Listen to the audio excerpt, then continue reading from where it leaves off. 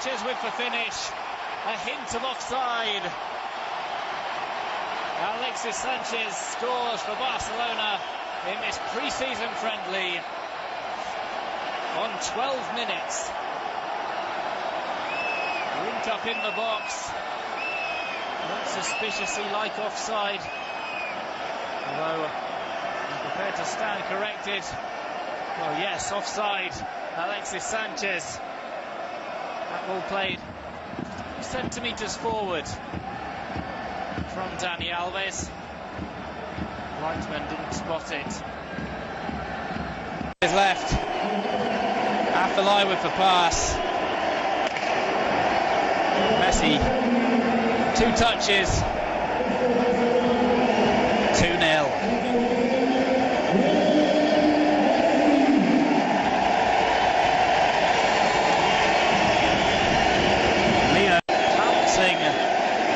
Mistake.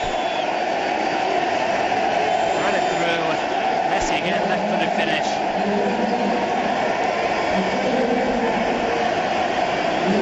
Pirouette turn left. Well, Alexis Sanchez.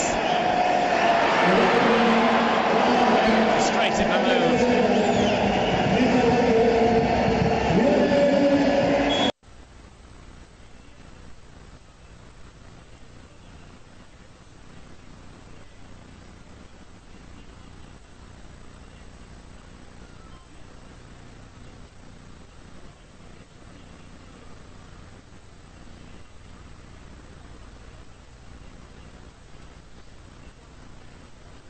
ولكن الاسم يبقى برشلونة.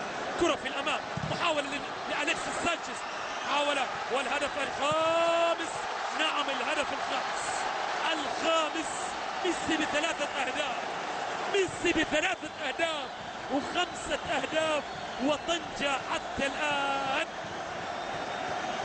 تعلو فيها الخماسية، تعلو فيها الخماسية.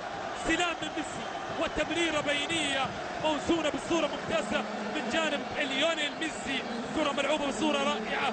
بدأ الهجمة وهو من نهاها ليونيل ميسي، بدأها وهو من نهاها ليونيل ميسي. باص بيني بالميكروسكوب موزونة بصورة ممتازة. شوف الأولى وين، واستلام كان وين، وجا من وين، ولعبها كيف. وحبيبي يا نور العين، انت ما في منك اثنين، ما في منك اثنين.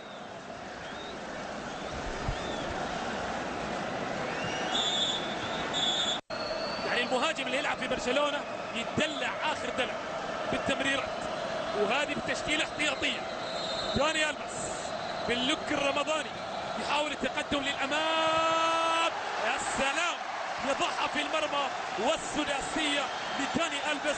وهذه رقصة رمضانية جديدة، رقصة جديدة بهذا اللوك لدانيال ألفيس الذي يدون الهدف الخامس في سقف المرمى.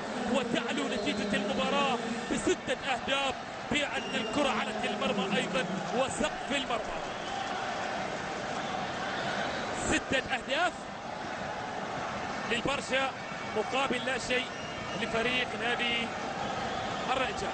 إذا قلنا أن الرجاء متعاقد مع نتيجة 3، ولكن